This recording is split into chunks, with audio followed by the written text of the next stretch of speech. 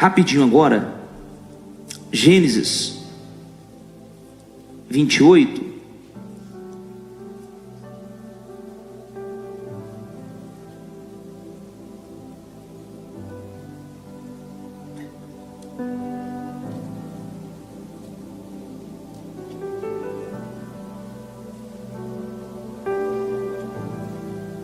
Versículo 20.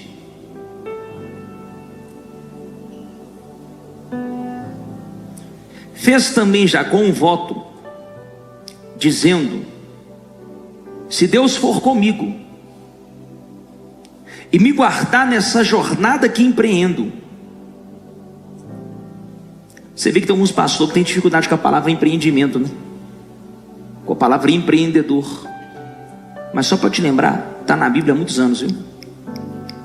Você leu aqui agora.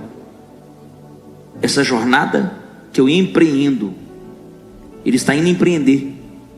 Claro que naquela época empreendimento era de um outro conceito, mas o fim era o mesmo: desenvolvimento social e poder econômico. Simples assim. Agora veja bem: de maneira que você se você me der pão para comer, roupa para que me vista, de maneira que eu volte em paz para a casa de meu pai, então o Senhor será o meu Deus. Está falando de uma aliança com Deus, em ter um único Deus e não ter nenhum outro Deus. Ele está fazendo uma promessa, Jacó está fazendo um voto, ok? O Senhor será o meu Deus, e a pedra que erigi por coluna será a casa de Deus. Ele ia levantar ali um altar, se você não entendeu. Ele ia levantar um altar de adoração ali. Tanto é que ele mudou o nome da cidade, de Luz para Betel. Betel significa casa de Deus. Preste atenção.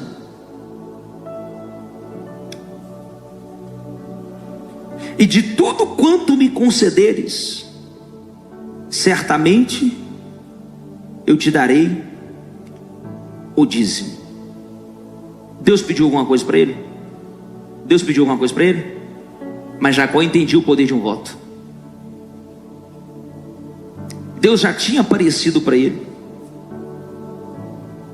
Deus já tinha falado com ele. Deus já tinha despertado ele do sono. Ele não precisava prometer nada. Ele já tinha visto a escada que tocava ao céu, os anjos que subiam e desciam. Jacó já tinha conversado com Deus. Ele já tinha recebido de Deus uma palavra. O dízimo aqui está antes da lei. Então, para quem fala que o dízimo é da lei, me explica Jacó.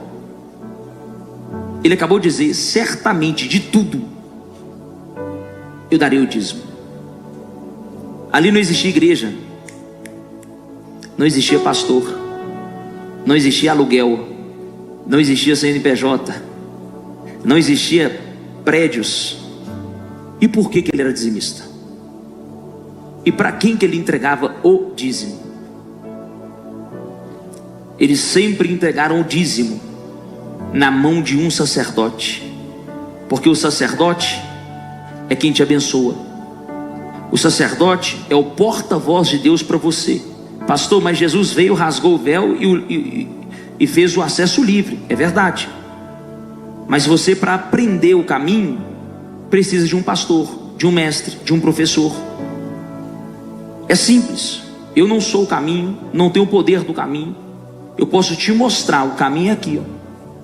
É você que vai entrar e vai passar. A função do sacerdote é te apontar onde Jesus está. Lembra aquelas estrelas que conduziam os reis magos até Jesus? Quem lembra? Que os reis magos que vieram do Oriente chegaram até o menino Jesus pela estrela que estava no céu. Quem lembra? O símbolo da nossa igreja é essa estrela. Porque qual é a função da igreja? Te levar até Jesus. Simples assim. É ser um norte para você. É ser uma direção que vem do céu. Estrela fala de direção que vem do alto. Então Jacó fez um voto. Qual que era o voto? 3 votos, presta atenção. o Senhor será o meu Deus, não vou ter outro Deus, não vou trocar de Deus. Vou construir um altar em Betel e serei dizimista. Amém ou não amém? Por quê? Porque ele pediu 3 coisas. Para cada coisa que ele pediu, ele fez uma promessa. Só fazer a conta. Ele pediu 3 coisas: pão para comer. Tem alguém? Diga amém. Pão para comer, o Senhor será o meu Deus. Roupa para vestir, vou construir um altar, e que eu volte para a casa dos meus pais em paz, darei o dízimo. Vai no 31 agora. Ele faz 3 promessas, junto de 3 pedidos. Aí Gênesis 31, versículo 13.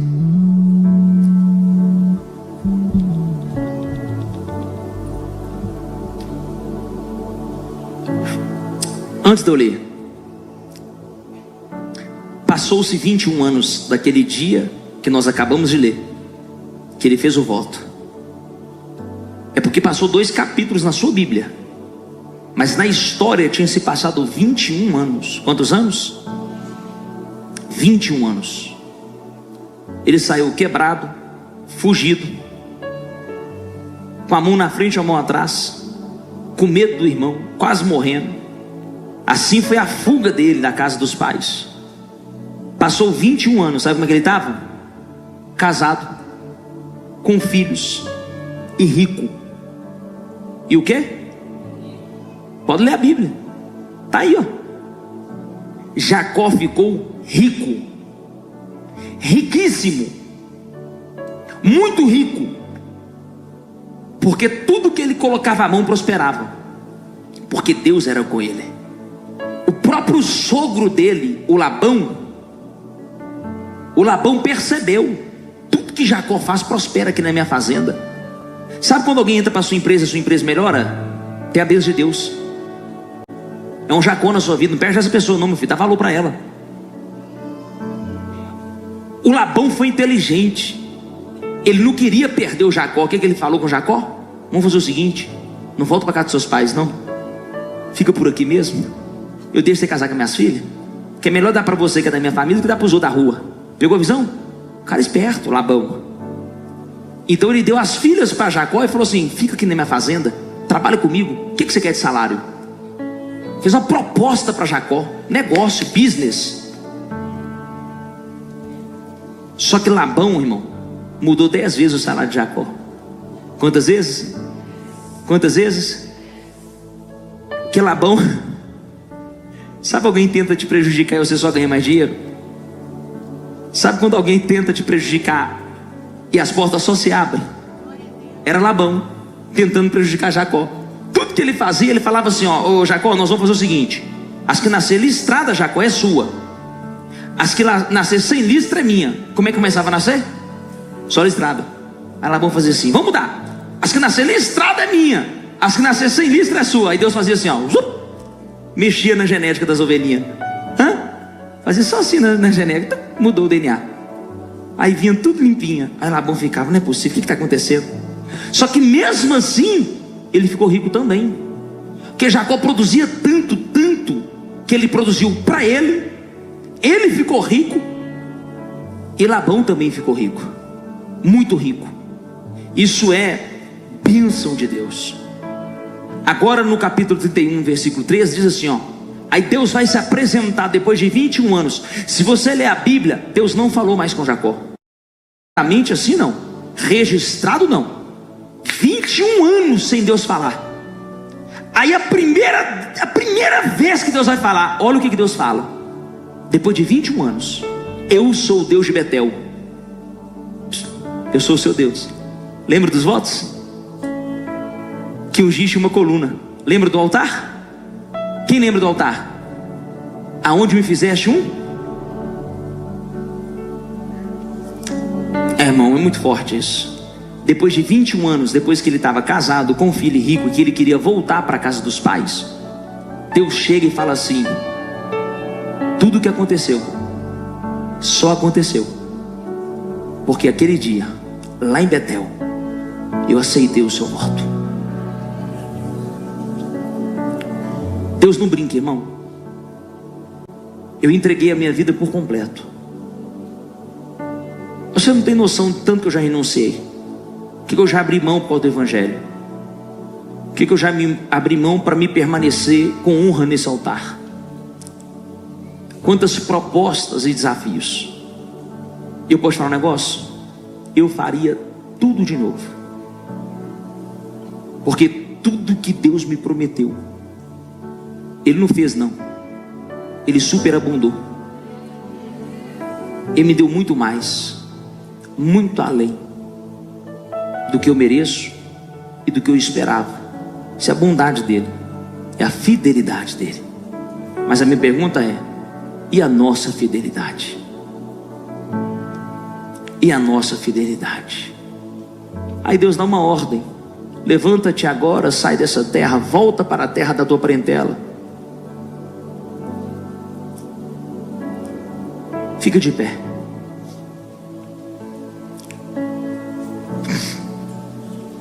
O que nós acabamos de ver é o poder de um homem, é o poder de um ser humano que resolve levar Deus a sério. O meu convite aqui não é sobre dinheiro. O meu convite hoje para você é você levar Deus a sério. O Deus que você diz que crê, o Deus que você escuta pregar, o Deus da Bíblia, o Deus de Abraão, de Isaac e de Jacó, o Deus de toda a terra. Leve esse Deus a sério. Eu, como seu pastor, estou te garantindo, você pode me cobrar. Se você levar Deus a sério e a sua vida em 2, 3, 4 anos não tiver totalmente diferente, eu paro de pregar o Evangelho. Você pode falar assim: pastor, é mentira, eu fiz tudo que Deus mandou, fui fiel, renunciei, orei, jejuei, fui honesto, fui humilde, trabalhei. Eu duvido que sua vida não muda. É impossível não mudar.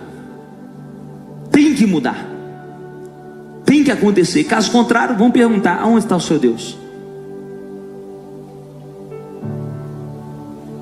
O meu Deus, Ele é fiel. Esse é o Deus que eu vivo. Ah, pastor, estou falando do meu Deus, da minha experiência. Prepara assim a sua oferta, prepara assim o seu dízimo. Se você for dizimista fiel, eu vou abençoar seus negócios. Pastor, não sou dizimista, não sou ofertante, não tem problema. Põe a sua mão assim também, que eu vou orar por você. Não tem problema não. Para que Deus abençoe sua vida e te prospere. Pai, em nome de Jesus, assim como o Senhor fez na vida de Jacó, tem muitos homens e tem inúmeras mulheres aqui que levam o Senhor a sério, que está tentando levar a sério, que está se dedicando dia após dia, que está crescendo espiritualmente, que está evoluindo. Talvez ela não consiga ainda Deus ser 100%, talvez ela ainda cometa alguns pequenos deslizes, mas ela está evoluindo, Jesus. Ela está rompendo, e isso já é o suficiente para você ver dos altos céus que essa pessoa está bem intencionada, que ela quer melhora, que ela quer avanço. Então, Jesus, recebe agora, pelas suas infinitas misericórdias, o dízimo e as ofertas do teu povo.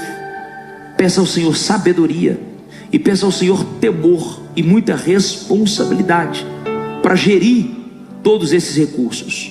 Multiplica a 30, 60 e 100 vezes mais.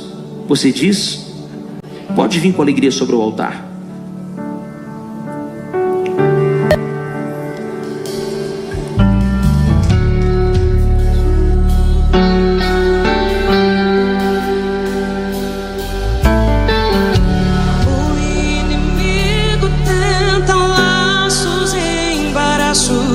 Pra me envergonhar, mas não vai, porque eu não estou sozinho nessa guerra. Está comigo o braço forte do Senhor,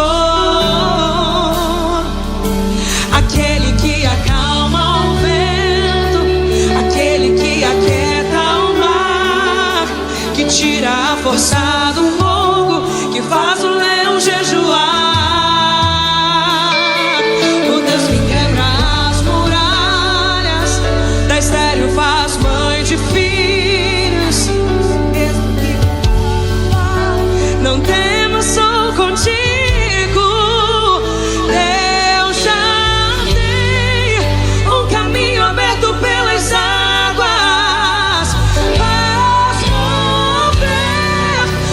muitas fontes em meio ao deserto. Haverá nuvens que trazem chuvas de bênçãos.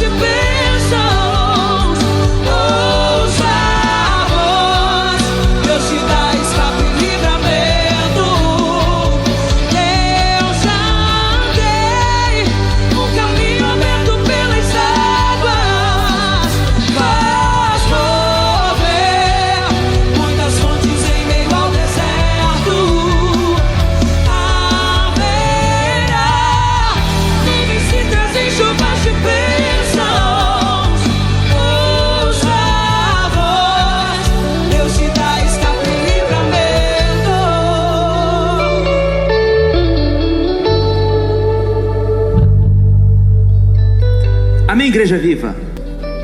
Amém, igreja viva?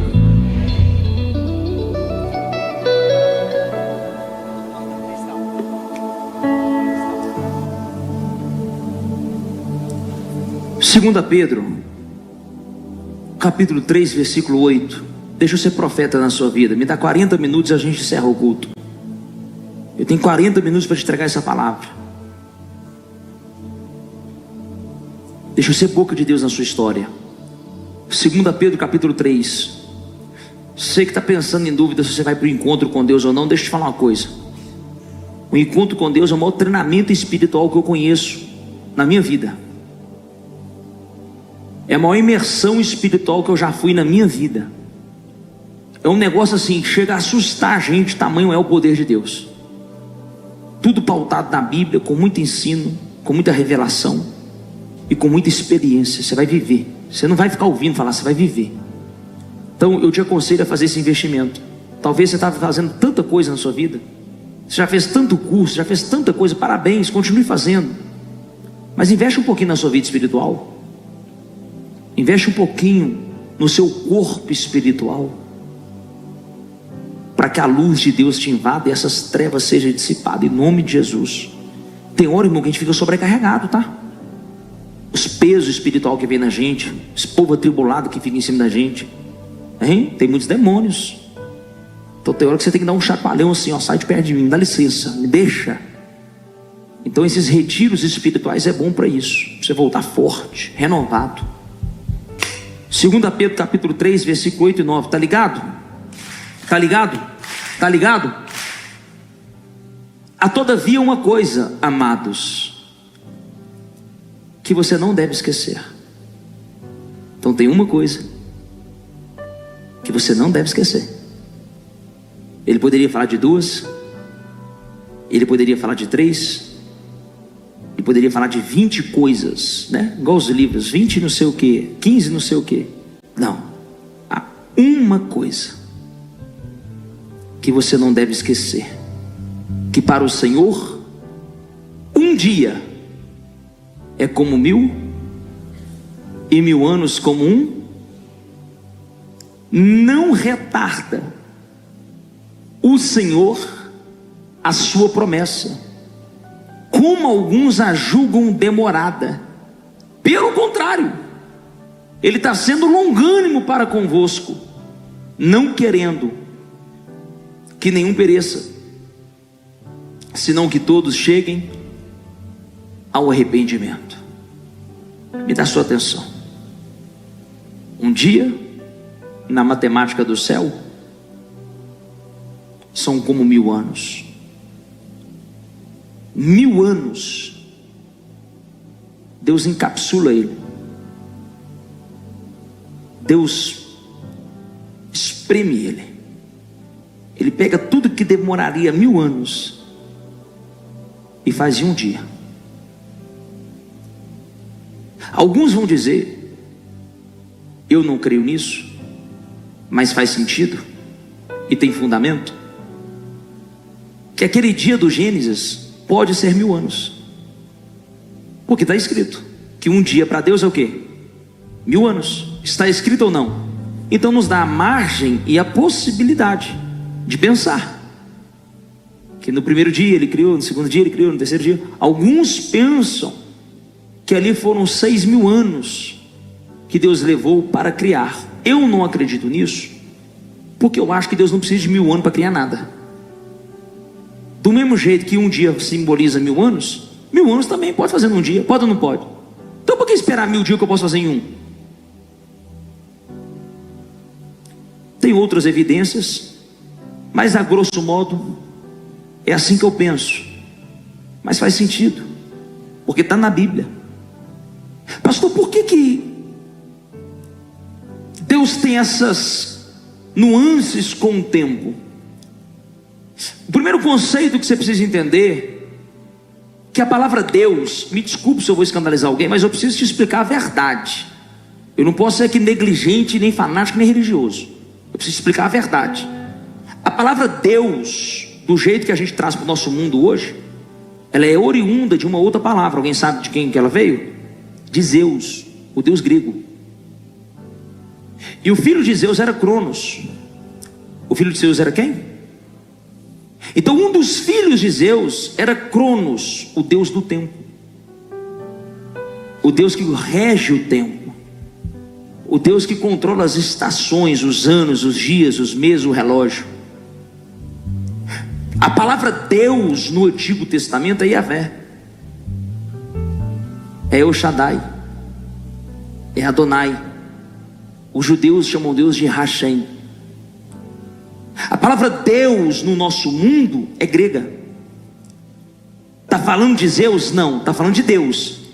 Mas é como se pegasse emprestado. Conseguiu entender? É como se fosse assim, uma adaptação. E esse conceito de hora, dia, mês, ano, é humano. Isso é terreno. O espaço-tempo, se alguém já estudou sobre isso um pouco, eu não sou profundo nisso, mas eu gosto de assistir algumas coisas. Essa lei do espaço-tempo é para esse universo, que inclusive é para essa terra. Porque se você sair da nossa atmosfera e entrar em outras dimensões do universo, o tempo lá conta diferente. Essa ou não é? Essa ou não é? Totalmente diferente. Depois você dá uma pesquisada sobre. Deus, ele é eterno. O que é ser eterno? O conceito de eterno é: não tem começo nem fim. Tanto é que o conceito princípio e fim também é grego. Você pode ver que a palavra princípio e fim é representada por dois símbolos gregos. Alguém lembra qual? O alfa e o ômega. Grego. Deus não é princípio e fim. Por mais que está na Bíblia, Deus é eterno. Deus é o quê? Se Deus é princípio, está querendo dizer que teve um início. Se Deus é fim, está querendo dizer que vai acabar. Deus não é começo e fim, Deus é eterno. E como que funciona o tempo na eternidade? Aí que mora o mistério. Porque o Deus que mora na eternidade, que habita na eternidade, que é a própria eternidade, ele não sabe distinguir. Não é que ele não sabe porque ele não sabe, é porque ele vive numa dimensão tão violenta que ele pode ir no seu futuro, Ele pode voltar no passado, como ele pode estar no presente, tudo no mesmo tempo. Como que ele faz isso? Também não sei. Quem já imaginou um dia o cara colocar um óculos? Eu estou doido para arrumar aquele óculos, irmão, para ver como é que é aquele bagulho. Nossa, já tem gente ir para a igreja com aquele óculos. Eu vi um vídeo no Instagram. O cara foi pro culto com o óculos, os irmãos estavam tudo olhando para ele assim, ó, repreendendo ele, pensando que era um alienígena infiltrado no meio do povo. Onde a gente imaginou que hoje você faz assim, ó, e você tem a sensação de estar controlando uma tela? Se o homem faz assim, controla?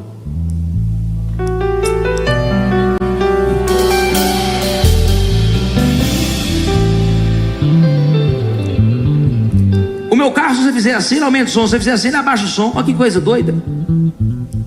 Você tenta imaginar a tecnologia de Deus, que está anos e anos e anos luz à frente desse mundo, que na verdade Ele é o Criador de todas as coisas. Então por isso que é difícil entender por que Deus às vezes se manifesta na hora que a gente menos espera. Porque qual é a cronologia do homem? Do 0 aos 10? Na verdade Freud vai dizer que do 0 aos 8, do 0 aos 7, forma-se o caráter, a personalidade da criança. Aí depois ele vai entrar num período chamado adolescência, a puberdade, os hormônios vão ficar aflorados. Aí agora ele começa a ter desejos e paixões e curiosidades. Aí depois ele entra para a fase adulta e agora ele começa a transicionar a sua mente.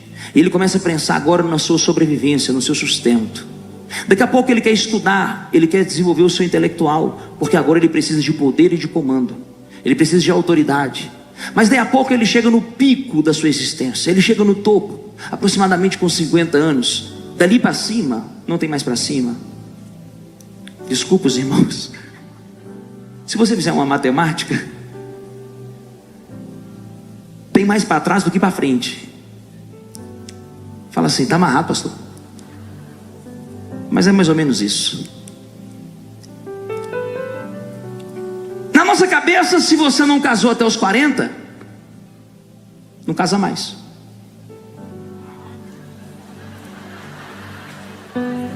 Vocês amarram mais um casamento do que a morte. Rapaz, tem que respeitar. Arruma um cafezinho para mim, varão. Depois dessa eu preciso tomar um café, que a boca até secou. O povo é rápido e ligeiro, hein? Você viu? Hã?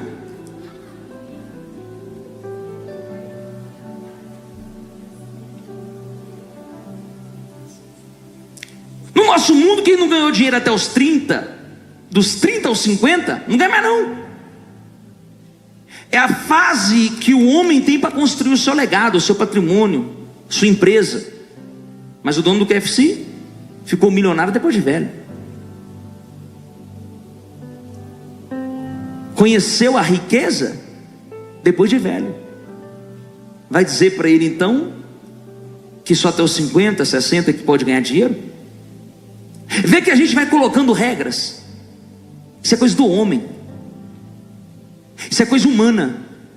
Porque o homem criou uma civilização e um padrão social. Deus não tem isso. Deus é eterno. Deus é o quê? Ele se move em outra estação. Ele não precisa do seu relógio. Lázaro já estava morto há 4 dias. Há quantos dias? Eu vou lá visitar Lázaro. Senhor, mas ele fede. Fede para vocês. Senhor, mas ele dorme. Dorme para vocês. Ô Lázaro, vem aqui fora e mostra para eles que eles conhecem muito pouco do Criador, que manda nos céus e terra, na vida e na morte, que manda no início e manda no fim, que manda em todas as coisas. Ô Lázaro, dá uma palhinha para eles entenderem que eu estou além do entendimento deles. De repente quem aparece igual a múmia? Lázaro! A alma dele teve que voltar lá do além e reconectar o corpo dele. Ô Pedro, anda sobre as águas, vem. Pedro começa a andar sobre as águas. Eu controlo o cosmos. Lei da gravidade serve para vocês. serve no mundo de vocês. Matéria, como eu a criei, eu posso multiplicá-la. Pão, não acaba não pão. Azeite na viúva.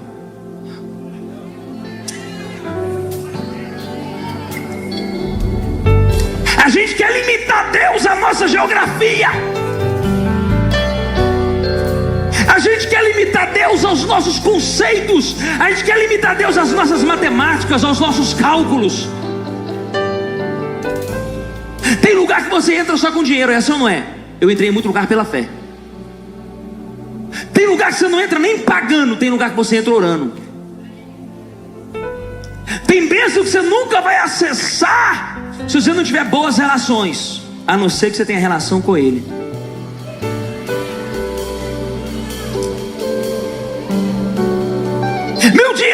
Mil anos é como um dia é como 1000 anos. Deixa eu avançar.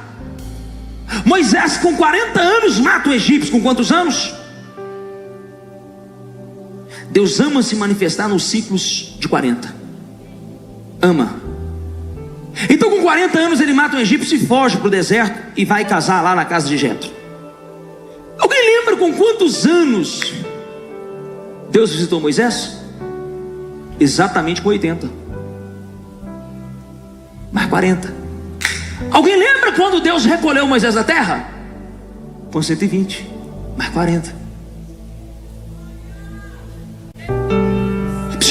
Pastor, não entendi. Deus começou o ministério. Talvez o melhor livro que você vai escrever nem foi escrito ainda. Talvez a sua melhor pregação ainda nem foi pregada. Talvez o seu melhor contrato ainda nem foi fechado. Talvez a sua melhor venda ainda está para acontecer e você está achando que já viveu a bênção de Deus. Deus pode fazer, irmão, independente da sua idade, do seu momento. Deus é Deus. Moisés ficou 40 anos pensando: Deus me esqueceu. Na verdade, Deus não tinha esquecido Moisés. Deus estava fazendo Moisés passar por um processo para devolver ele para o Egito, porque ele tinha muita força, mas ele usava da forma errada. Quem lembra que ele matou um egípcio para proteger um israelita? Quem lembra que ele matou um egípcio para proteger um israelita? Naquele dia Deus falou assim: esse aí é o libertador do meu povo. Só que ele está despreparado. Eu vou levar ele para um lugar, um treinamento particular de 40 anos. 40 anos no deserto. Ele perdeu todos os trejeitos faraônicos. Quando você estudar a fundo a história de Moisés, ele tinha aquele cavanhaque, uma trança faraônica. Ele vestia sandálias que só o faraó vestia, com o deus Ra estampado de couro. Moisés era poliglota. Os estudiosos afirmam que ele falava 80 línguas e dialetos. Moisés não era um qualquer. Ele foi treinado dentro da casa de Faraó. Ele foi tratado como príncipe herdeiro do trono desde bebezinho.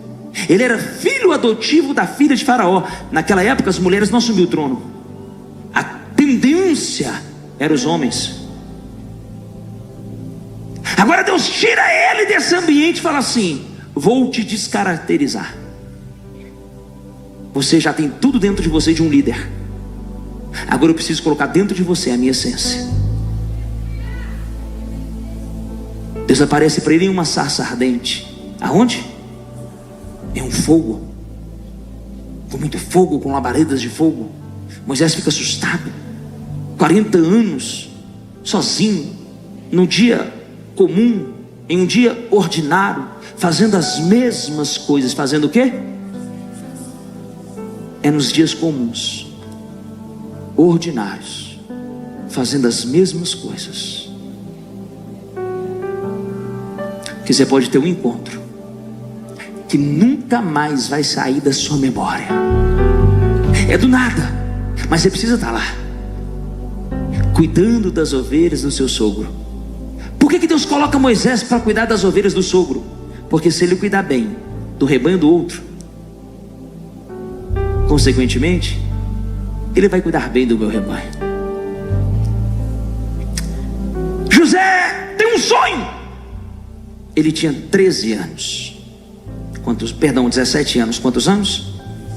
17 anos aproximadamente. Ele tem um sonho. Que ele seria... Na verdade, não foi o que ele falou, foi o que os irmãos interpretaram. O feixe de José sobressaía acima dos feixes dos seus irmãos.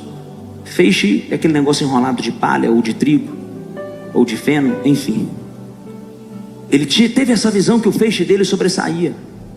Depois ele teve uma visão que as estrelas se curvavam diante dele. Mas não são as estrelas, o sol e a lua. Os irmãos interpretaram: José, você está querendo dizer que nós vamos nos curvar diante de você e nós vamos te servir? Eu não disse nada, eu tive um sonho. Você que está interpretando. Vou falar de novo: José nunca interpretou o seu sonho. Quem interpretou foram os irmãos. Você não pegou. Tem gente que já enxergou o que você talvez nem está enxergando. Tem gente que está denunciando o seu futuro e você não entendeu. Tem gente que está denunciando o seu propósito e só você não entendeu. Tem gente que está denunciando a sua chamada, só você não entendeu. Ele só contou um sonho. Os irmãos já tinham percebido: ele vai ser maior do que nós. Os irmãos que colocaram: você está dizendo... Eu não disse nada, eu tive um sonho.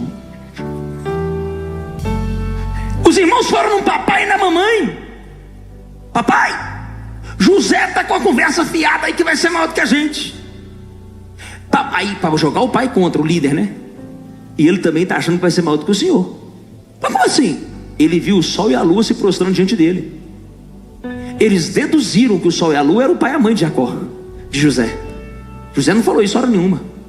Quem está aqui comigo, diga amém. Só que o pai de José não fez nada. Me pergunta por quê? Porque sonhador reconhece outro sonhador. Você não entendeu? Quem é o pai de José? Jacó. O que Jacó teve com a cabeça encostada na pedra? Um sonho que mudou a vida dele. Então quando José sonhou, ele entendeu.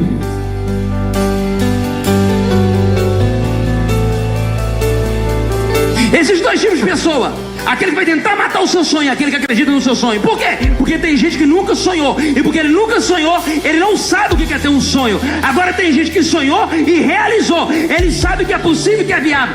Quer conversar com alguém? Conversa com alguém que saiu de baixo, saiu do zero, saiu quebrado e chegou em lugares altos. Ele sempre vai te incentivar, vai te motivar, vai acreditar em você. Sabe por quê?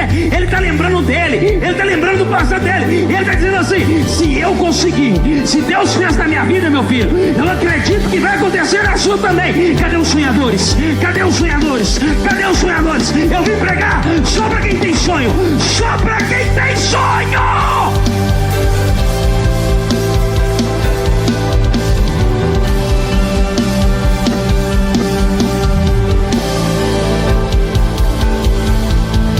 Para de ouvir gente que não sonha. Tudo que você fala é difícil demais. Tudo que você fala, vai arrumar dinheiro aonde? Tudo que você fala, você para de contar os seus sonhos para esse povo miserável. Ele tinha 17 anos, quantos anos? Foi vendido pelos irmãos, foi parar lá no Egito, foi trabalhar para um homem chamado Potifar. Só que a mulher de Potifar acusou ele de estupro. Acusou ele de quê? Foi parar numa cadeia. Tudo por causa de um. Foi vendido, traído, virou escravo. Virou escravo não, foi vendido como escravo. José nunca foi escravo. Ele foi vendido como escravo. José nunca se viu como escravo. José foi vendido como escravo. A mente dele não era de escravo, era do filho preterido do pai. Se você não lembra, o pai de José, Jacó, tinha uma fazenda muito rica. E José era o filho da sua velhice. E para José, o pai tinha feito uma roupa especial chamada túnica. Uma túnica talar, uma túnica colorida com tecidos diferentes. A roupa de José é diferente.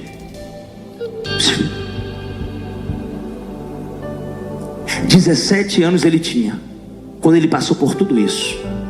Imagina como que você administra isso. Como que você lidar com isso? Ficou 2 anos preso. Quantos anos? Revelou e interpretou o sonho do copeiro e do padeiro. O copeiro foi reintegrado, o padeiro morreu. Se cumpriu a promessa. José interpretou o sonho e aconteceu. Ele chegou para o copeiro e falou assim: irmão, meu brother, eu te revelei. Eu fui usado por Deus na sua vida. Quando você chegar lá em Faraó, sopra no ouvido dele, fala de mim, não esquece do Zezinho não. O que aconteceu? O cara chegou, fingiu que nem conhecia José. Eu vou falar de José? Tem gente que é assim. Você é usado por Deus na vida dele, você é porta na vida dele, você é bênção na vida dele. Você pede um favorzinho, ele finge que nada aconteceu. Fique em paz. Deus tem as suas horas. Não precisa se preocupar com isso. Se não usar fulano, usa o ciclano. Se não usar o de dentro, usa o de fora. Se não usar o de fora, usa o de longe. Eu não me esqueço o dia que Deus falou comigo que ia pagar o aluguel. Eu falei: como, Deus? Ninguém da igreja quer ajudar, a igreja era pequena. Deus falou assim: espera e aguarde. 3 horas da manhã meu telefone toca no zap. Um irmão lá de Hong Kong. Da onde? Irmão, Deus mandou te dar uma oferta. Aí eu já desesperei logo. Falei assim: irmão, tem que ser hoje, não dá para ser amanhã não.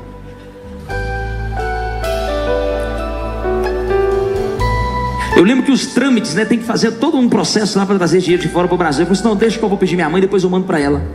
No mesmo dia eu paguei o aluguel.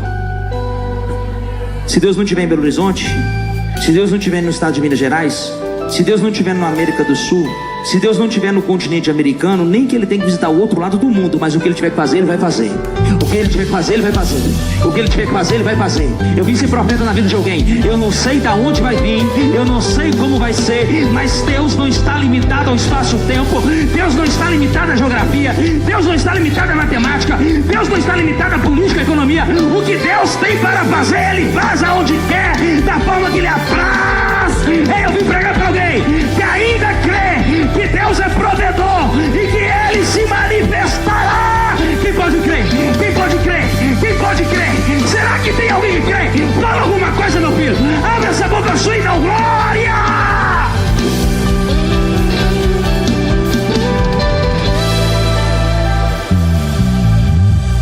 Deixa eu terminar. Eclesiastes 3. Eu tinha 5 versículos só.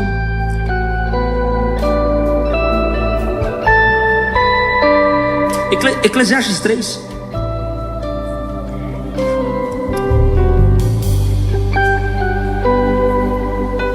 Tudo tem.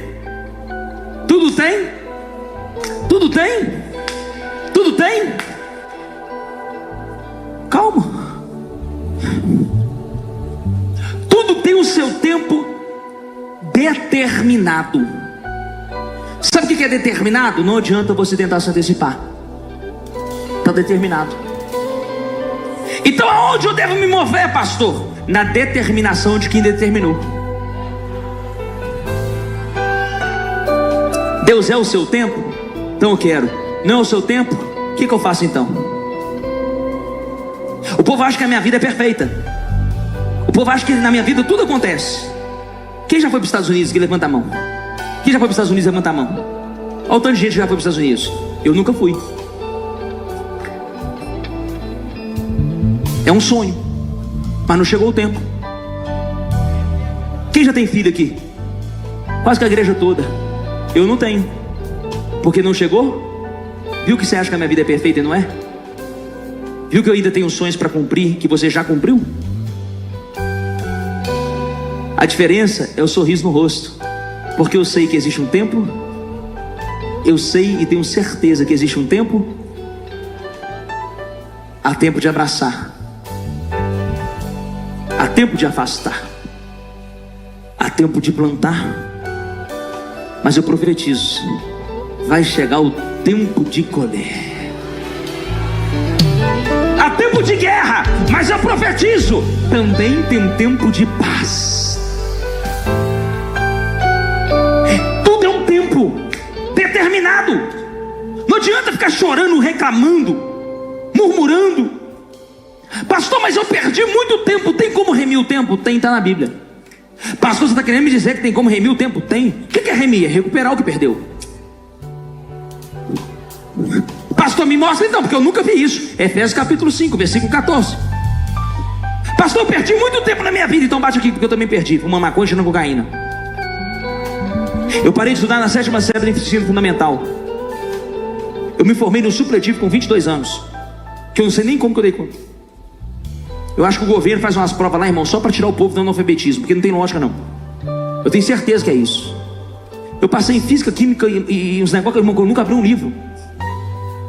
Só se o Espírito Santo pegou a caneta e saiu marcando. Eu já era crente já, irmão. Eu já era crente.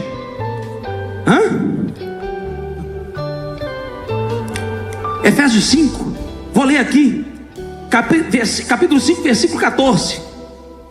Portanto, vede prudentemente como andais.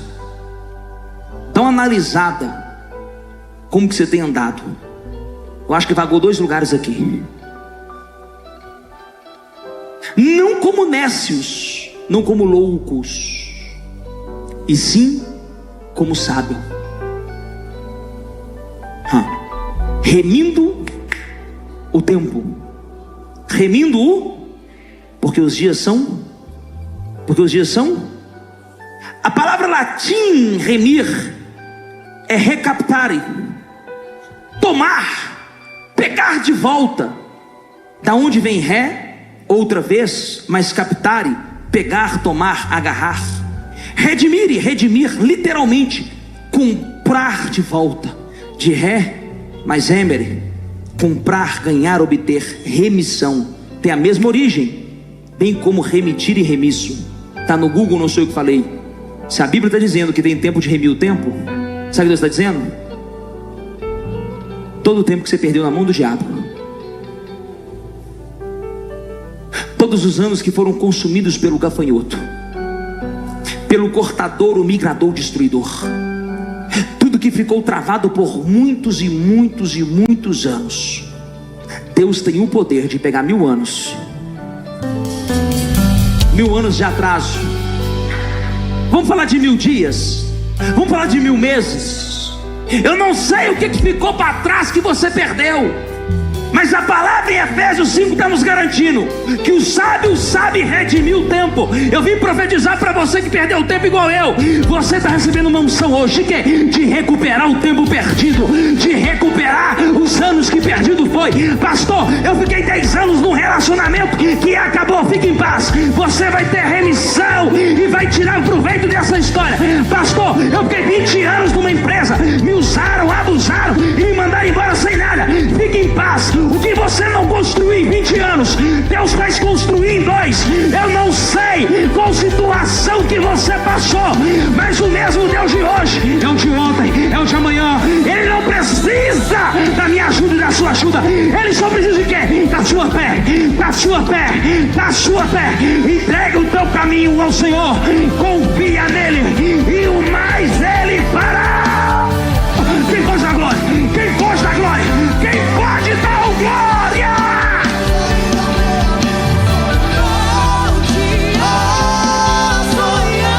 Se por um tempo a dor te fez parar, volte a sonhar. Deus ainda realiza os sonhos.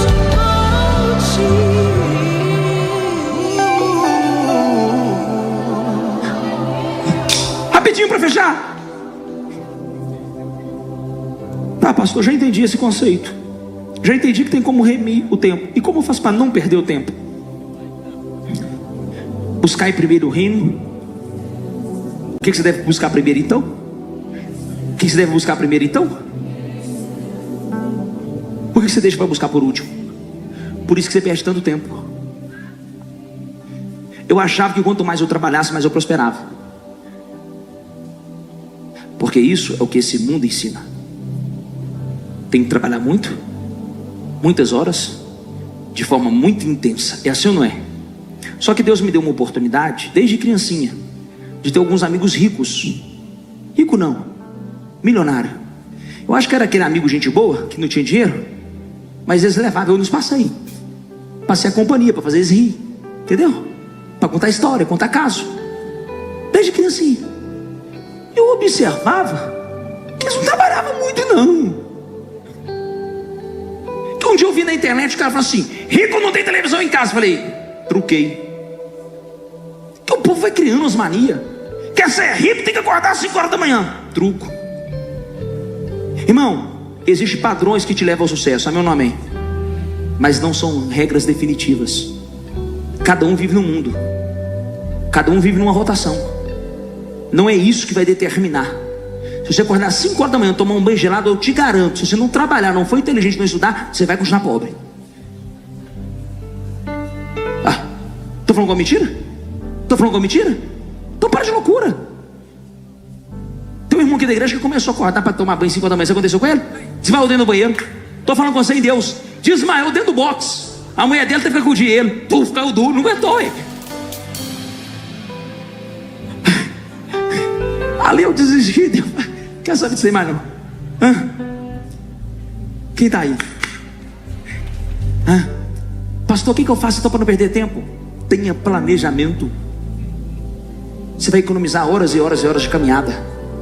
Foi Jesus que disse, não fui eu. Pastor, planejamento, isso não é coisa de arquiteto. Não, isso é coisa da Bíblia. Quem é o construtor? Que quando vai começar uma construção, antes não calcula quanto de recurso precisa. Porque pode ser que no meio do caminho lhe falta recurso, e esse venha passar vergonha e cair no descrédito. Tem muita gente que está parando os projetos porque não pensou antes de entrar. Vai fazendo as coisas. Nunca comece o que você não vai terminar. Nunca contrate quem você não pode mandar embora. Nunca convide quem você um dia vai ter que desconvidar. É sério isso. É difícil e é complexo, mas um dia você vai chegar lá. Um dia nós vamos chegar lá. Nós temos que pensar antes. Não é no meio do caminho eu vejo. O meio do caminho pode ser trágico. Talvez você está acostumado a consertar as coisas no meio do caminho. Até hoje está dando certo, mas eu não confio nisso não. Se a minha Bíblia está dizendo que eu devo calcular as coisas antes, pastor, mas tem hora que a gente tem que dar o passo de fé. Até o passo de fé tem que ser calculado. Você sabe que você está indo, mas que você está indo pela fé. Eu já dei muito passo de fé, e o povo, pastor, mas não, o meu limite já deu, agora eu estou indo pela fé. E se der errado, é porque deu, porque eu já estou consciente, eu já estou ciente disso. Quem está pegando, diga amém. Eu preciso te falar de alguma coisa. Fala assim, fala. Lá em Lucas 14, versículo 15, é o último versículo. Vou cumprir minha promessa, olha que bênção. Lucas 14, versículo 15. Ai, que maravilha. Tem um néctar aqui. Tem um presentinho para vocês. Você vai, talvez, não sei se você vai pegar de primeira, mas eu vou te explicar. Ao ouvir isso, um homem que estava à mesa com Jesus exclamou: feliz será aquele que participar do banquete no reino de Deus. Jesus respondeu com a seguinte parábola. Jesus gostava desse trocadilho. Certo homem preparou um grande banquete e enviou muitos convites. Quem quer aceitar Jesus? Quem quer aceitar Jesus? Vamos no culto? Vamos na célula? Enviou muitos convites, você já entendeu. Quando estava tudo pronto, mandou o seu servo a dizer aos convidados: venham, o banquete está pronto. O banquete está? O banquete está? Mas todos eles deram desculpas. Deram o quê? Um disse: eu acabei de comprar uma fazenda e preciso inspecioná-lo. Peço-me que desculpe-me. Ok? Outro disse: eu acabei de comprar 5 juntas de boi e quero experimentá-las. Tá bom. Sinto muito. Ainda outro disse: eu acabei de me casar, não dá para ir. O servo voltou e informou ao seu senhor o que tinha dito. Ele ficou furioso. Ele ficou o quê? Ele ficou o quê? E ordenou. Agora ele não pediu, agora ele não convidou, agora ele ordenou.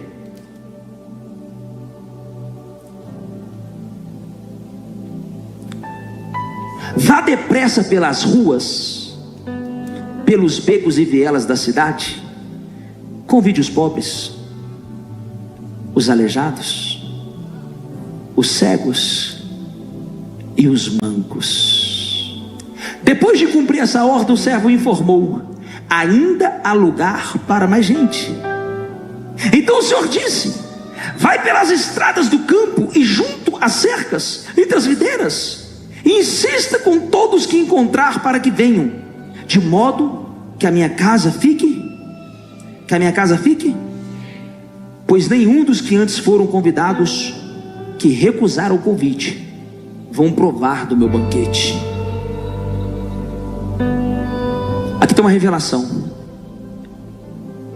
Sabe qual é o nosso problema para Deus? Estou ocupado, enquanto Ele tem tudo pronto. Comprei uma fazenda, tenho que cuidar da terra. Comprei uma junta de boi, tenho que experimentar elas, treinar elas. Casei agora, preciso cuidar da minha família. Nós estamos correndo atrás daquilo que já está pronto. Pastor, mas tem que correr atrás, não, tem que correr na frente. E correr atrás está no prejuízo. Filho de Deus corre na frente. Quando eles pensar, você já foi. Quando eles pensar que é moda, você já está desistindo dela. Quem está pegando? Hã? Olha para mim. Já está pronto. Eu estou te afirmando, já está. Deus, quando fez o Éden, o homem não teve que fazer nada a não ser colher. Já estava pronto. Os campos estão? Os campos estão? Envia os trabalhadores para a grande, não é para semeadura. O tempo todo Deus fala de colheita. Semente só quem pode dar é Deus. Só o Criador pode dar semente para essa terra. A nossa parte é usufruir do fruto. Eu não sei se você está pegando. Jesus chega para alguns discípulos que estão na beira da praia. Foram pescar a noite toda e nada pescaram. Pescaram a noite toda e nada. Pescaram a noite toda e nada. Quando eles chegaram, Jesus falou assim: tem alguma coisa de comer? O que eles responderam? Alguém lembra? Não. O que eles responderam? Aí Jesus falou assim: volta lá e lança ao lado direito do barco. Foi isso ou não foi? Eles voltaram, lançaram ao lado direito, pescaram uma rede lotada, que quase foi a pique. Voltaram para a praia. O engraçado é que quando eles chegaram na praia, o mesmo que tinha perguntado se tinha alguma coisa para comer, estava assim, ó.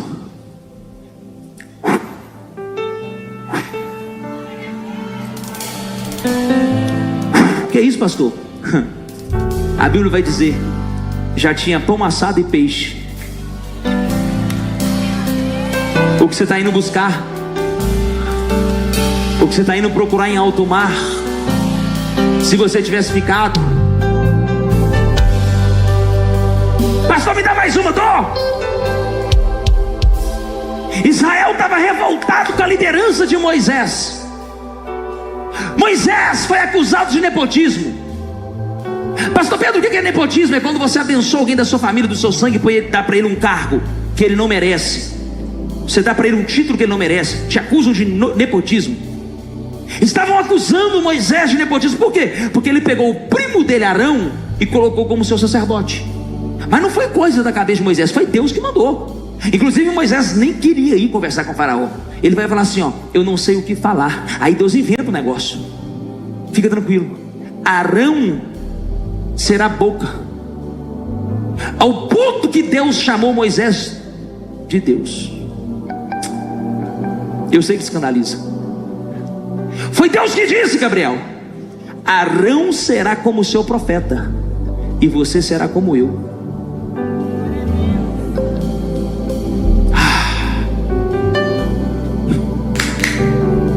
Ô Moisés, vamos fazer um negócio então para descobrir quem é o escolhido? Vamos.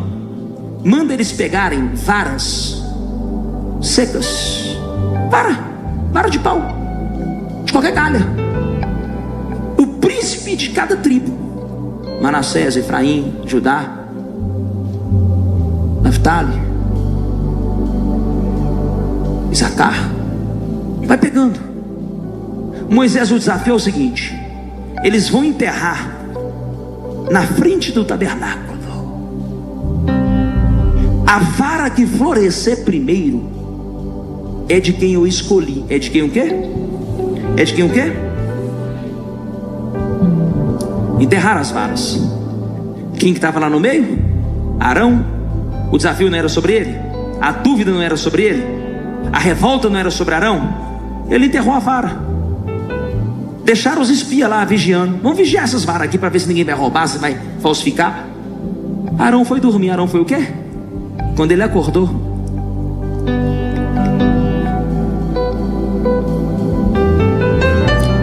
uma vara de amendoeira demora alguns anos, não são semanas e meses, para crescer. Galho, graveto, folha, flor e fruto. O que demoraria talvez 1000 anos, Deus encapsulou e fez em um.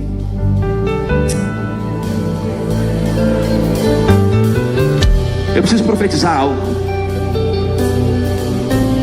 Eu não sei quantos anos você está esperando. Eu não sei quantos anos você está trabalhando para esse 1000 anos virar um dia. Mas Deus está vendo a sua semente, Deus está vendo as suas lutas, Deus está vendo os seus choros, Deus está vendo os teus inimigos, Deus está vendo você no campo matando urso e leão, Deus está vendo você orando, jejuando, Deus está vendo os seus louvores que você canta sozinho, Deus está vendo você lendo a palavra. Eu preciso dizer para alguém, meu filho, vai acontecer quando você menos esperar. O Deus da Bíblia, o Deus de Abraão, o Deus de Isaac,